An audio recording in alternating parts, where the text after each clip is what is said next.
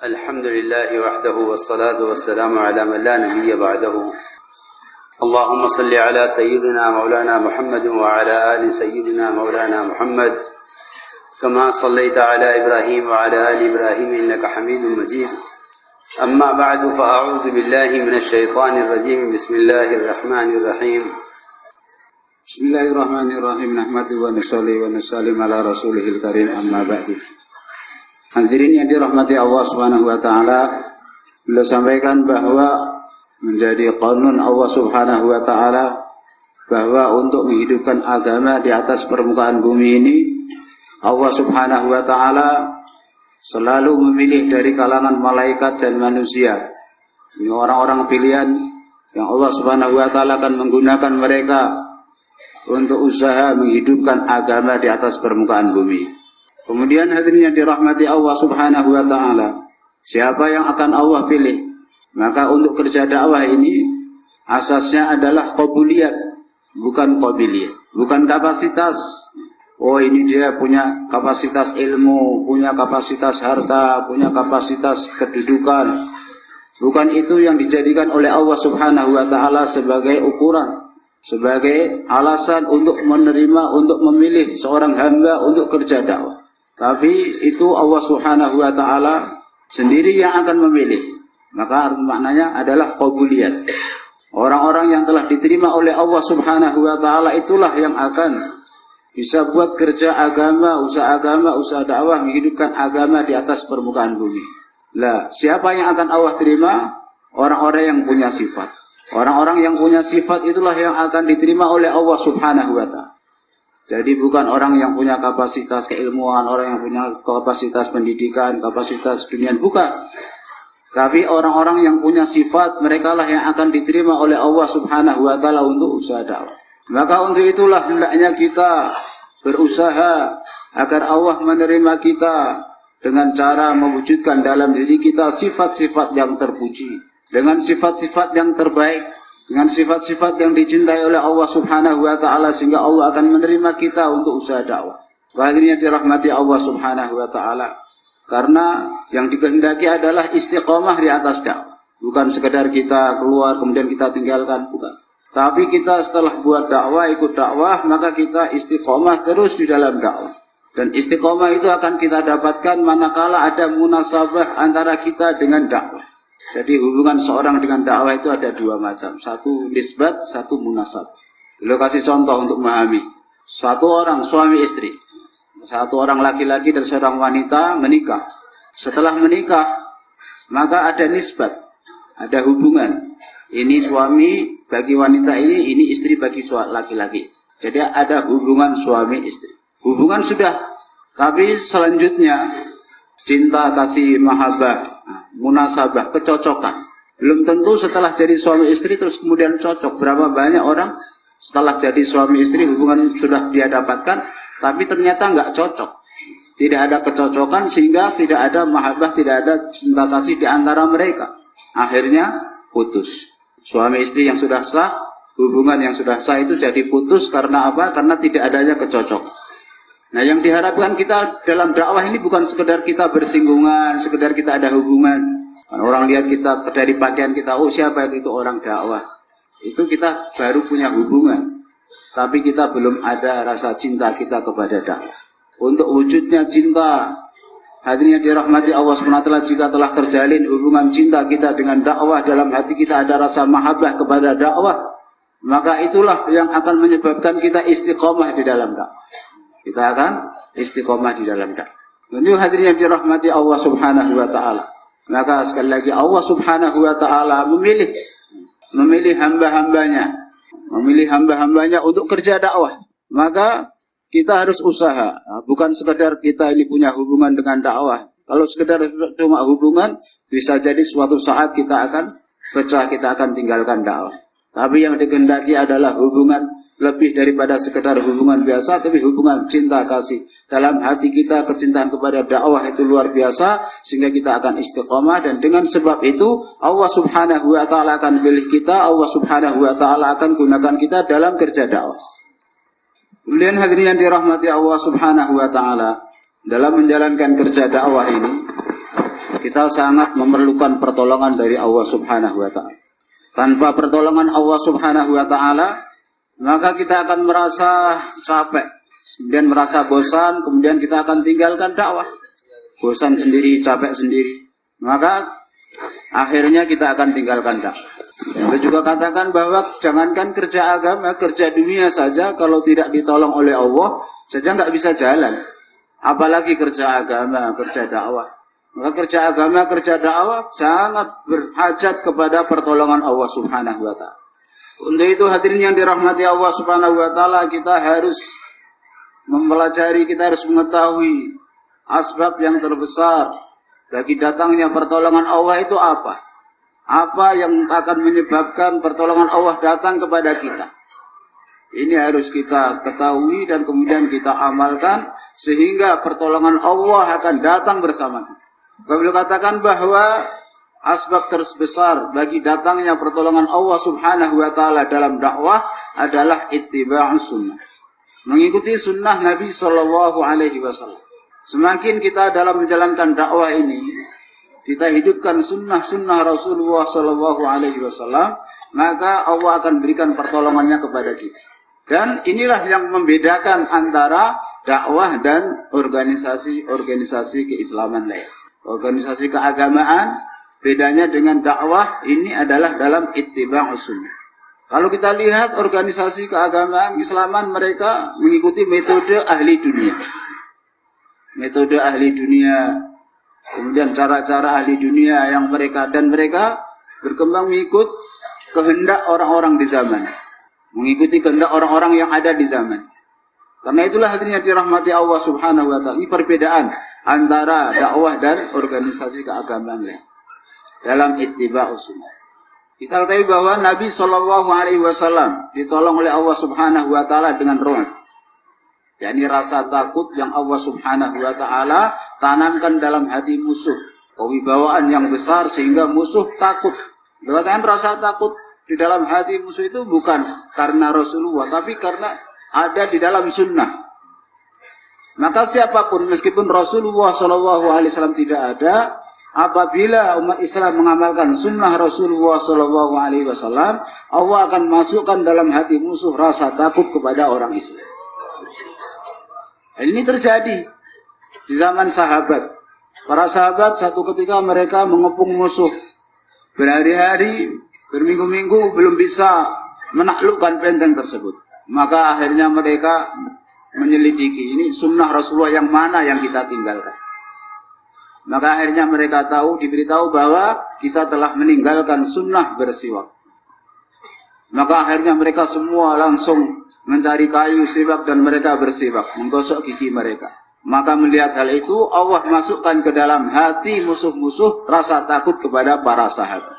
Kalau di akal-akal ya nggak masuk akal, orang musuh yang nggak bisa dikalahkan dengan pedang aja nggak bisa dikalahkan, maksudnya dengan siwak bisa dikalahkan.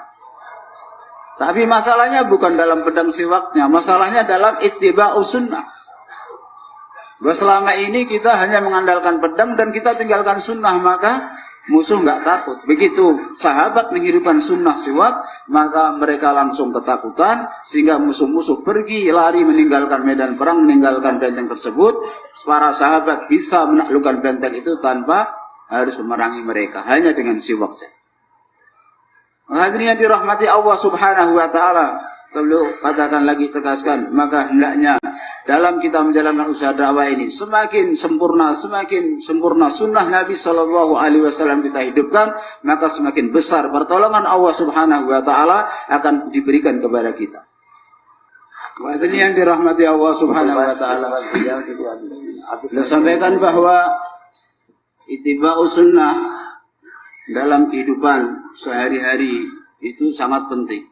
Dalam ibadah kita, dalam munakahah, dalam makan minum, dalam pakaian, apalagi dalam muasyarah.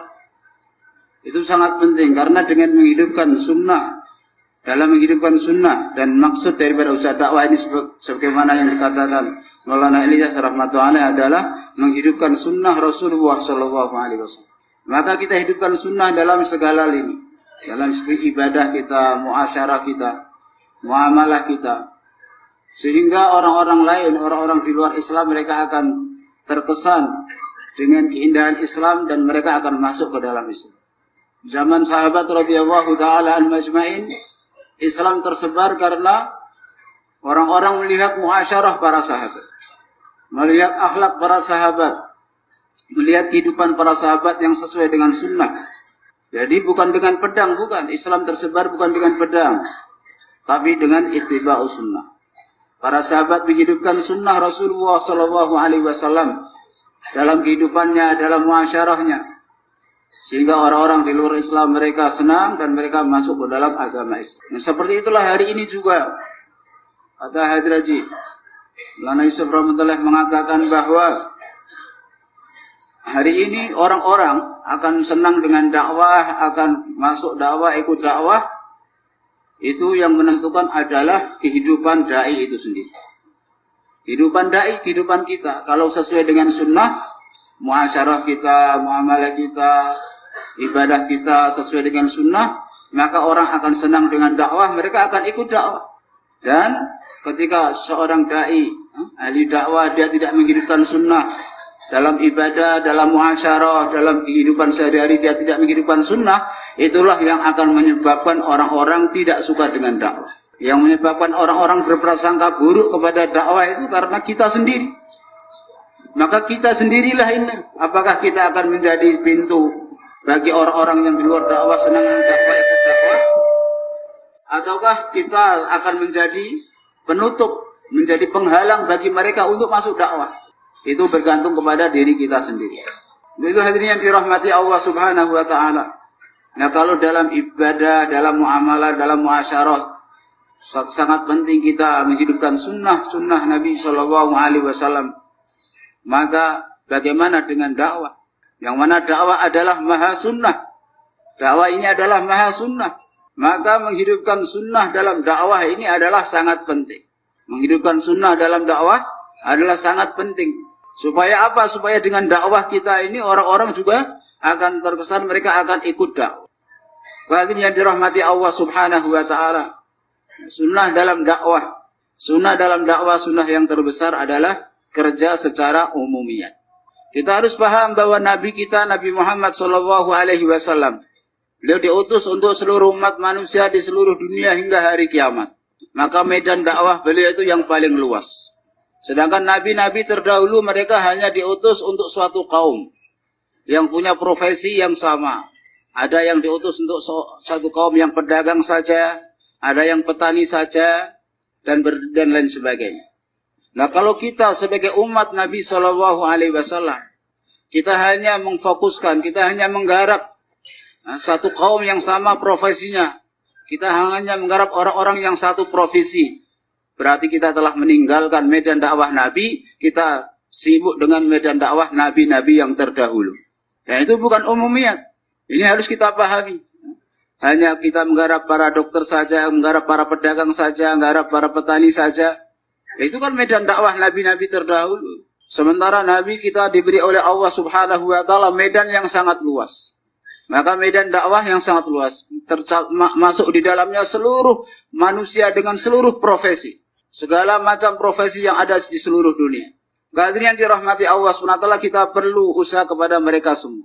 Karena seluruh umat manusia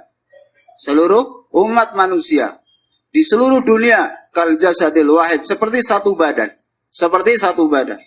Maka hendaknya kita kerja dengan niat menjadikan seluruh manusia yang ada di seluruh dunia hingga hari kiamat sebagai medan dakwah kita. Ini untuk mengikuti jejak Nabi Shallallahu Alaihi Wasallam. Pertama, dalam niat, hendaknya kita niatnya pun harus luas. Niat kita adalah seluruh umat manusia di seluruh dunia. Karena seluruh umat manusia seperti satu badan. Sehingga apabila ada satu anggota badan yang sakit, kakinya sakit, maka seluruh anggota badan yang lain ikut merasakan. Nah, kalau ada orang Islam di satu daerah yang lain, mereka dalam musibah, dalam kesusahan, kemudian daerah yang lain tidak ikut merasakannya, berarti sudah terputus. Ini bukan satu badan lagi. Padahal Nabi mengatakan seluruh orang Islam, seluruh manusia di seluruh dunia seperti satu badan. Di mana di satu daerah, satu wilayah di sana ada kemerosotan dalam agama, bidang agama, maka yang lain harus merasakannya, harus ada rasa tanggung jawab untuk bagaimana menghidupkan agama di sana juga. Kita orang Indonesia bukan hanya untuk Indonesia. Allah Subhanahu wa Ta'ala lahirkan kita, Allah ciptakan kita di Indonesia, bukan berarti kita hanya untuk ngurus orang Indonesia, tapi kita untuk memikirkan, untuk usaha seluruh umat manusia di seluruh dunia hingga hari kiamat. Maka ini satu hal dalam umumiyat, yaitu niat kita adalah niat seluruh alam. Karena medan dakwah kita medan seluruh alam, bukan hanya satu manusia, satu golongan manusia yang sama profesinya, bukan, tapi umumiyat semuanya. Dan hadirin yang dirahmati Allah Subhanahu wa Ta'ala. Yang kedua adalah dalam hati. Hati kita juga harus lapang. Kalau niat kita lapang, niat kita luas, hati kita juga harus luas. Artinya luas kita hendaknya memaafkan siapapun. Kalau Nabi SAW saja, beliau mudah memaafkan orang yang ingin membunuh beliau, orang yang meracun beliau, orang yang memfitnah beliau, orang yang menuduh beliau, orang yang mengganggu, semua orang yang ingin mengganggu, menghabisi beliau, semuanya dengan mudah dimaafkan oleh Nabi SAW. Apalagi dengan sesama kita hari ini. Dengan sesama pekerja dakwah, hendaknya hati kita lapang, memaafkan kesalahan, memaafkan kekurangan saudara-saudara kita. Jangan malah mencari kekurangan-kekurangannya. Kita harus lapang. Inilah umumiyat. Niat kita luas, karena medan dakwah kita juga luas seluruh alam, maka hati kita juga harus luas. Hati kita yang luas, memaafkan semuanya. Seperti hati baginda Nabi SAW. Hati beliau luas, lapang. Semua orang yang menyakiti beliau dimaafkan. Orang yang ingin membunuh Nabi pun dimaafkan, semuanya dimaafkan. Maka hadirin yang dirahmati Allah Subhanahu wa Ta'ala. Untuk itu kita kerja, karena kerja kita umumiyat, kita harus terjun di tengah-tengah orang awam. Karena orang-orang awam, mereka hadirin yang dirahmati Allah Subhanahu wa Ta'ala, mereka lah target daripada ahli batil. Medan usahanya ahli batil itu orang awam, orang-orang miskin. Bahkan Nabi mengatakan, kalau kalian ingin mencari saya, carilah saya di majlis-majlis orang-orang miskin. Di tempat-tempat orang miskin, orang-orang yang lemah. Kalau kalian mau cari saya, cari di sana pasti ketemu. Karena Nabi kebanyakan waktu duduk dengan orang-orang miskin. Karena orang-orang miskin, orang-orang lemah itulah hadirin yang dirahmati Allah Subhanahu wa Ta'ala. Mereka adalah target ahli batil. Dan mereka target orang-orang yang ingin memurtadkan umat Islam. Sebagaimana Maulana Yusuf rahmatullahi katakan, ada 3 sebab murtad. Ada 3 sebab yang menyebabkan orang Islam murtad. Yang pertama adalah ghurbat, kemiskinan. Banyak orang karena miskin, nggak punya harta, maka dengan mudahnya, dengan diiming-imingi harta, diiming-imingi keduniaan, maka akhirnya mereka tinggalkan agama dan masuk ke dalam agama yang lain. Dan ini yang banyak terjadi. Kemudian yang kedua adalah fursah, kelapangan ataupun nganggur. Ketika lihat orang Islam, mereka nganggur, nggak ada kesibukan agama, maka itu kesempatan yang empuk. Dan satu target yang empuk bagi orang-orang ahli batil, untuk mudah menjerumuskan mereka, mengajak mereka kepada meninggalkan Islam. Dan kemudian yang ketiga adalah jahalat, kebodohan tentang agama, maka itu yang menyebabkan mereka mudah untuk diajak keluar dari agama. Ini 3, Mas. Dan itu semua ada dalam diri orang awam. Maka penting kita dalam dakwah kita terjun, kita menyelam di tengah-tengah orang awam. Sebab orang khawas itu bukan menjadi target ahli batil. Orang khawas itulah ahli batil sendiri. Orang khawas itu malah dia yang membela, kebanyakan yang mendukung, yang membela, yang membackingin ahli batil itu orang khawas. Target kebatilan itu orang awam. Maka hadirin sekalian, maka kita harus terjun di tengah-tengah orang awam. Nah, untuk itulah maka beliau mengatakan, hendaknya orang-orang lama, mereka kalau keluar itu jangan kumpul semuanya orang lama. Hendaknya satu orang lama bawa orang-orang baru, orang lama bawa orang-orang baru. Dan seperti itulah yang dilakukan oleh Nabi SAW. Setiap kali ada orang yang baru masuk Islam, maka digabungkan, dipasangkan dengan orang lama. Supaya orang lama mengajari orang-orang yang baru. Hari ini orang-orang lama kumpul, keluar bareng-bareng. Yang orang awam ditinggalkan. Akhirnya orang-orang awam dicaplok oleh ahli batil. Nah, orang lama karena bergabung, bersatu, akhirnya sibuk perang tertib. Kalau yang satu bilang ini tertibnya begini, yang satu bilang ini tertibnya begini, akhirnya berkelahi sendiri. Yang orang-orang lama berkelahi sendiri, maka ini akan menghambat kemajuan kita dan kita tidak akan terjaga dalam dakwah. asbab taraqi, asbab peningkatan dan asbab perlindungan kita, penjagaan kita dalam dakwah. Ketika orang-orang lama, mereka membaur dengan orang-orang baru, keluar dengan orang-orang baru. Orang-orang baru dibawa, satu orang lama, dua orang lama, bawa 8 orang baru. Bukan orang-orang lama keluar bareng-bareng semua orang lama. Apa yang terjadi sehingga tadi ketika awam ditinggalkan, akhirnya mereka dicaplok ahli batil. Nah, orang-orang lama kumpul jadi satu, mereka keluar marah berantem sendiri. Berantem tertib, berantem usul, wah ini begini. Nah, untuk itulah, maka hadirin yang dirahmati Allah Subhanahu wa taala, hendaknya kita orang-orang lama menyelam dalam lautan orang-orang awam, bahwa mereka keluar jalan Allah Subhanahu wa taala. Jangan orang-orang lama kumpul jadi satu, orang lama harus pisah, keluar sendiri-sendiri, cari jamaah, orang-orang baru sendiri, keluar sendiri-sendiri.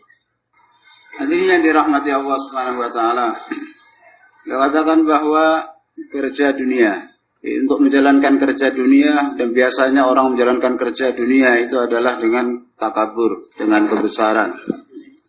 Baru kerja dunia itu akan jalan. Karena dunia itu kecil, untuk kerja-kerja kecil menjalankannya maka orang perlu kebesaran. Sedangkan untuk kerja besar maka diperlukan adalah ketawaduan. Jadi orang akan bisa jalan dalam kerja besar itu kalau dia tawadu, kalau dia itu merendah. Sementara kalau kerja kecil untuk bisa jalan memang harus merasa besar. Dunia, beliau katakan dunia ini dalam hadis, seandainya dunia di sisi Allah Subhanahu wa taala sebanding dengan 11 sayap nyamuk, maka Allah tidak akan memberikan kepada orang kafir satu tetes, seteguk air. Seteguk air Allah nggak akan berikan kepada orang kafir. Karena dunia ini kecil, nggak ada nilainya di sisi Allah Subhanahu wa taala, maka untuk menjalankannya perlu kebesaran. Raja, presiden, kepala negara, itu perlu bisa jalan dengan kebesaran. Tapi kerja agama, kerja yang besar, itu nggak bisa jalan dengan kebesaran. Kerja agama justru akan bisa jalan itu kalau kita punya sifat tawadhu, kita punya sifat merendah diri. Kalau kita punya sifat rendah hati, kita punya sifat tawadhu, merasa kita kecil, nggak bisa apa-apa, baru kita malah bisa kerja dalam kerja yang besar. Kalau orang dalam kerja yang besar, merasa dirinya besar, bahwa dia itu bisa segalanya, dan dia menginginkan kebesaran, orang seperti itu juga akan bisa jalan dalam kerja yang besar. Maka dalam kerja dakwah ini, diperlukan adanya sifat tawadhu. Sifat ikhlas. Siapa itu orang-orang yang ikhlas? Orang-orang yang dia menyembunyikan kerjanya dan menyembunyikan namanya. Kerjanya disembunyikan, namanya juga disembunyikan, nggak mau. Kerjanya, usahanya diketahui oleh orang lain dan juga tidak mau namanya dikenal orang lain. Sementara orang yang riya itu mereka nggak kerja apa-apa tapi ingin namanya masyhur. Maunya terkenal padahal dia nggak korban apa-apa. Nggak buat apa-apa, nggak kerja apa-apa. Yuhibbuna ayyuhmadun. Mereka ingin mereka dipuji padahal mereka tidak berbuat apa-apa. Mereka tidak mengerjakan apa-apa, tidak buat amal apa-apa, tapi mereka ingin agar mereka terkenal, dipuji-puji, disanjung-sanjung. Itu adalah orang yang riya. Na'udzubillah min dzalik. Wahdinya dirahmati Allah Subhanahu wa taala dalam menjalankan kerja dakwah, kerja nubuwah. Ini sifat yang paling agung yang dimiliki oleh Nabi SAW adalah sifat tawadhu, rendah hati, merasa kecil, merasa gak bisa apa-apa. Inilah sifat termulia dan yang akan menyebabkan seorang bisa jalan dalam dakwah. Sifat tawadhu itu kita dapati ada dalam diri Nabi SAW. Kita dapati ada dalam diri para khulafaur rasyidin. Karena mereka telah bersuhbah dengan Nabi SAW, maka para sahabat pun mereka memiliki sifat tawadhu. Sayyidina Abdullah bin Mas'ud radhiyallahu ta'ala anhu mengatakan, aku lebih suka orang-orang tidak memanggil aku dengan sebutan Ibnu Mas'ud, anaknya Mas'ud. Aku lebih suka orang-orang memanggil aku dengan sebutan Ibnu Rawthah, yakni anaknya kotoran, anaknya letong, anaknya kotoran, hewan. Dan kemudian dengan sebab itu Allah Subhanahu wa ta'ala mengampuni satu dosa. Itu lebih aku suka. Enggak mau nama, enggak mau apa. Saya bukan siapa-siapa. Ini tawadhu yang ada dalam diri para sahabat. Para sahabat radhiyallahu ta'ala ajmain mereka punya sifat tawadhu. Sayyidina Abu Bakar radhiyallahu taala anhu setelah beliau jadi khalifah, maka anak-anak wanita-wanita di kota Madinah mereka saling berbisik, saling berbincang di antara mereka, wah ini siapa yang akan memerahkan susu untuk kita? Yang akan memerah kambing untuk kita siapa? Biasanya kan Sayyidina Abu Bakar, sekarang beliau sudah jadi orang besar, sudah jadi khalifah, mana mau beliau memerahkan susu untuk kita lagi. Wanita-wanita di Madinah berkata seperti itu satu dengan yang lain. Dan akhirnya kedengaran oleh Sayyidina Abu Bakar radhiyallahu ta'ala anhu. Maka Sayyidina Abu Bakar radhiyallahu ta'ala anhu, mereka berkata, wahai anak-anak wanita, bawa kemari kambing-kambing kalian. Abu Bakar yang sekarang masih tetap seperti Abu Bakar yang dulu. Kalian gak usah cemas, mana?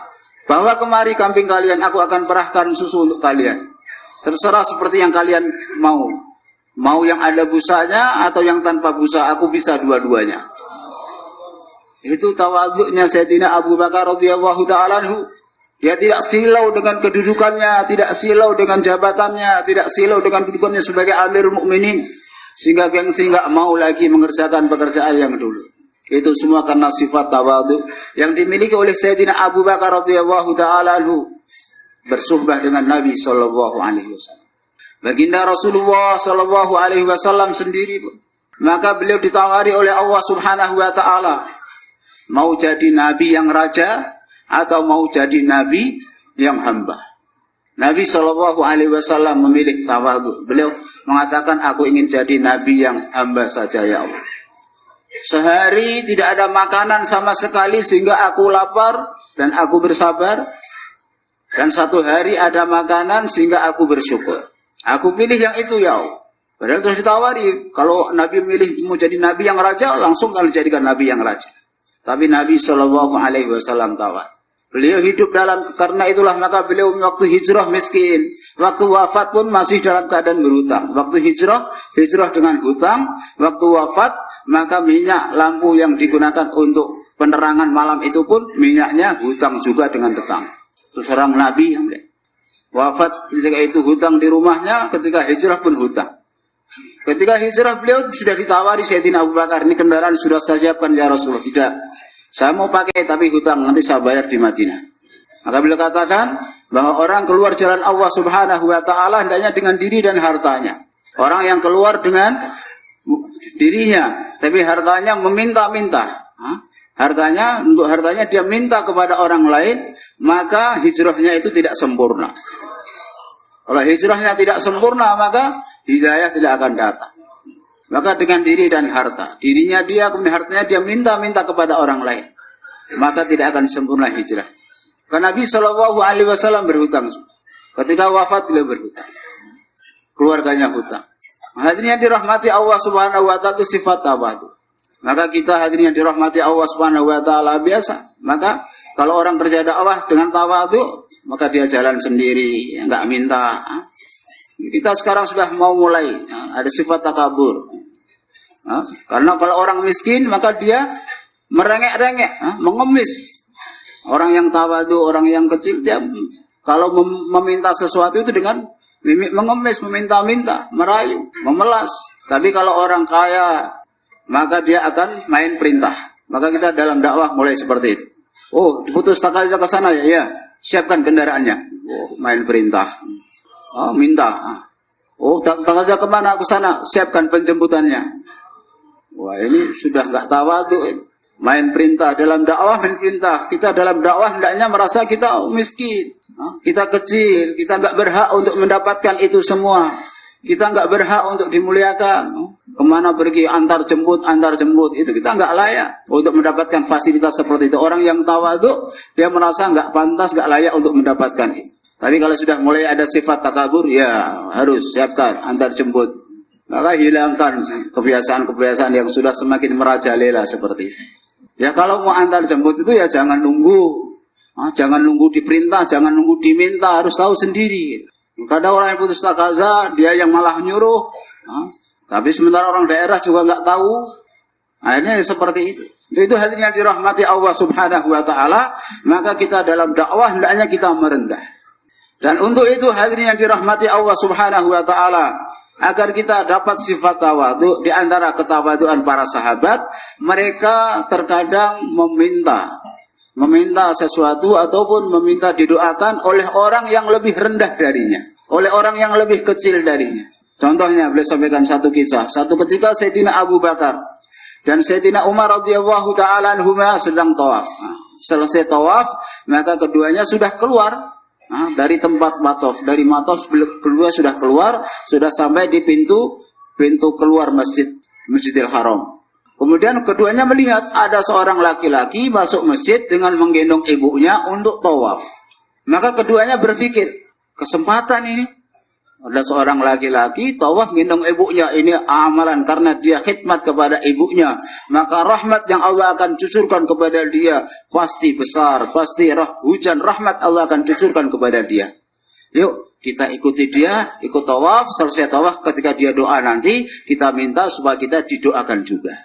Padahal kita tahu siapa Sayyidina Abu Bakar As-Siddiq radhiyallahu taala anhu, kemudian Sayyidina Umar radhiyallahu taala anhu. Dua orang ini adalah orang-orang yang termulia dari seluruh umat ini setelah para nabi. Muttafaq. Orang yang termulia, orang yang paling besar pahalanya, Sayyidina Abu Bakar, Sayyidina Umar radhiyallahu taala. Maka satu ketika Sayyidah Aisyah radhiyallahu taala anha, beliau berbaring malam-malam di bawah langit langsung, maka beliau lihat begitu banyak bintang-bintang. Beliau melihat itu ditemani oleh Nabi sallallahu alaihi wasallam. Maka kemudian Rasulullah sallallahu alaihi wasallam bertanya, "Wahai Aisyah, adakah orang yang bisa menghitung bintang-bintang itu?" "Enggak ada ya Rasulullah." "Maka tahukah kamu siapakah orang yang memiliki pahala kebaikan sebanyak bintang-bintang di langit itu yang enggak bisa dihitung?" Maka Sayyidah Aisyah berharap itu adalah ayah beliau Sayyidina Abu Bakar radhiyallahu taala. Maka dia terus, "Siapa ya Rasulullah? Siapa orang yang memiliki kebaikan sebanyak bintang-bintang di langit itu?" Maka Rasulullah menjawab, dia adalah Umar bin Al-Khattab radhiyallahu taala. Padahal Sayyidah Aisyah berharap jawabannya adalah Sayyidina Abu Bakar. Maka dalam hatinya sedikit ada perasaan gimana begitu. Rasulullah tahu. Maka Rasulullah sallallahu alaihi wasallam bertanya kepada Sayyidah Aisyah. Berkata, "Wahai Aisyah, kelihatannya kamu enggak puas dengan jawaban saya atau enggak. Yang kamu berharap adalah jawabanku Sayyidina Abu Bakar, ternyata aku bilang Umar. Maka kamu mau tahu pahala ayah kamu Sayyidina Abu Bakar radhiyallahu taala anhu? Ya, berapa banyak pahalanya ya Rasulullah?" Maka Rasulullah sallallahu alaihi wasallam mengatakan, kalau Sayyidina Umar radhiyallahu anhu pahalanya itu sebanyak yang ini, sebanyak bintang-bintang yang di langit. Seluruh amal dia, amal seumur hidup dia itu sebanyak bintang yang di langit. Tapi ayah kamu pahala dia sebanyak bintang yang di langit ini hanya pahala ayah kamu satu malam. Jadi kamu jangan jihad hati dulu. Kalau ini sudah punya Umar, terus ayah saya dapat apa? Ayah kamu, pahala ayah kamu adalah sebanyak bintang di langit ini, pahala hanya satu malam. Amal satu malam dapat pahala sebanyak. Coba bayangkan, orang yang pahalanya sudah sebanyak itu, dan Sayyidina Umar radhiyallahu taala yang pahalanya sebanyak itu, maka keduanya ketika melihat ada orang masuk ke Masjidil Haram, ke Ka'bah Baitullah menggendong ibunya mau tawaf, maka keduanya ikut membunti orang tersebut, ikut tawaf lagi. Setelah selesai tawaf, ketika orang tersebut berdoa, maka keduanya Sayyidina Abu Bakar, Sayyidina Umar mengatakan, "Tolong doakan kami juga." Ini tawaduknya para sahabat. Meminta doa dari orang. Biasanya kalau orang minta doa kan dari masyayikh, ulama.